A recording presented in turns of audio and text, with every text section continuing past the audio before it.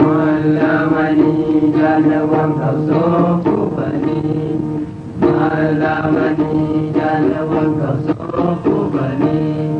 Oromia kan mencoba jaduang anugani, dan notenya kasati gading berajani. Kabajamtoota dhaggeeffattoota keenya harri eebla 15 bara 2022 guyyaa gootota Oromooti. Guyyaan kun Oromoo biratti bifa addaan kabajama. Gootonni Oromoo kan kaleessas kanarraas guyyaa itti yaadatamani. Kanuma ilaalchisuun maamilli keenya Lubbicha Lubee mata duree hodhaa galata jedhuun walaloo gootota Oromoo bilisummaa uummata isaaniitiif jecha wareegamaniif qopheessee isin dhageessifna.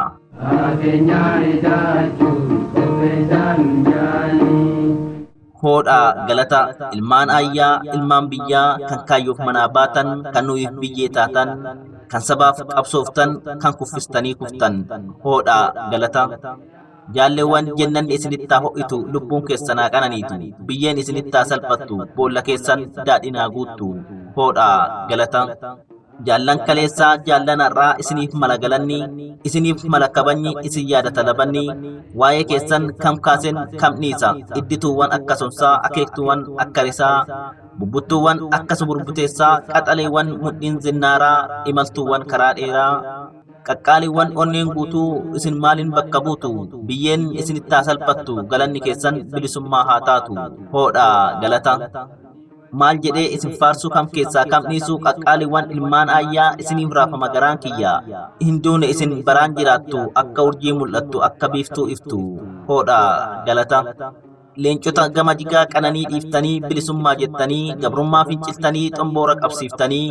daggala buutanii gaara naannoftanii sulula labdanii diina cinqitanii hodhaa galata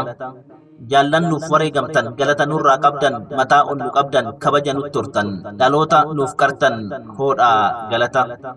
jaallan onneen guutuu xomboora ibsitan dukkana mo'attan bilisummaa keenyaaf lubbuu nuuf kennitan seenaa cululuqaa dhalootaaf ol keessan hodhaa ka galata qaqqaaliiwwan ayyaa karaan isin baaftan kitila hiriirsee lafeen nuuf cabe falmiif nu kakaase dhiigni isin lolaastan dhiiga qeerroof qarree xiiqidhaan daffise abdii bilisummaa uummatatti urgeesse karaa nu qabsiisee ifee irree nu jabeesse jaallan wareegamtan hodhaa ka galata dhiigni keessan kan lola'ee nafti keessan kan boba'ee dhalootaaf galaa ta'ee alaabaan bilisummaa isin irratti balali'ee seenaan keessan ol ka'ee dhaloonni isiniin boonee isiniin qanani'e hodhaa galata dhaloonni kunoo isiniin dhaadata bilisummaaf falmata biyya abbaasaas dhiyootti dhuunfata. Jallawwan keenya nu tarree turree dhiigaan tattaraarree